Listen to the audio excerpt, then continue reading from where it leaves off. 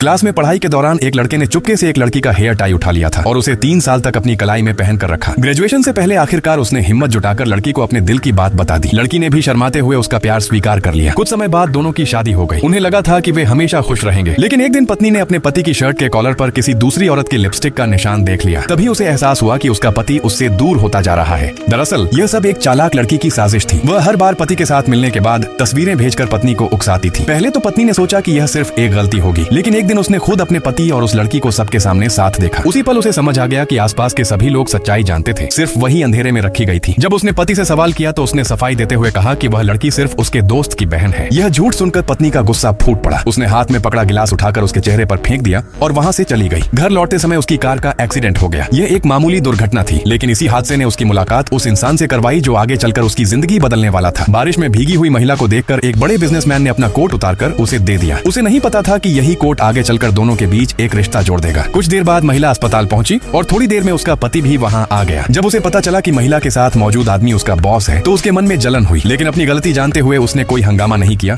और डॉक्टर से पत्नी की हालत पूछने लगा। डॉक्टर ने बताया कि उसे कोई गंभीर चोट नहीं आई है। तब जाकर उसने राहत की सांस ली। अस्पताल से निकलने के बाद पति अपनी सफाई देने लगा। उसे नहीं पता था कि वह चालाक लड़की पहले ही पत्नी को सब कुछ बता चुकी है। पत्नी ने उसकी बातों पर ध्यान नहीं दिया और बस इतना कहा कि उसे अपनी नई बहन के साथ खुश रहना चाहिए। तभी पति की नजर उसके कपड़ों पर गई और उसने कुछ कहना चाहा, लेकिन पत्नी ने उसकी बात बीच में ही काट दी। उधर महिला को एहसास हुआ कि उसने बिजनेसमैन का कोट खो दिया है, इसलिए उसने उसके ड्राइवर को फोन करके कहा कि वह नया कोट खरीद कर वापस करना चाहती है। उसने झिझकते हुए पूछा, आपके मालिक की हाइट, वजन और बाकी नाप क्या है? अगले दिन महिला ने पति द्वारा दिए गए सारे तोहफे जला दिए, लेकिन पति उस समय उस दूसरी लड़की के साथ बातें करने में इतना व्यस्त था कि उसे कुछ भी दिखाई नहीं दिया। जब शादी की आखिरी तस्वीर भी आग में जलने लगी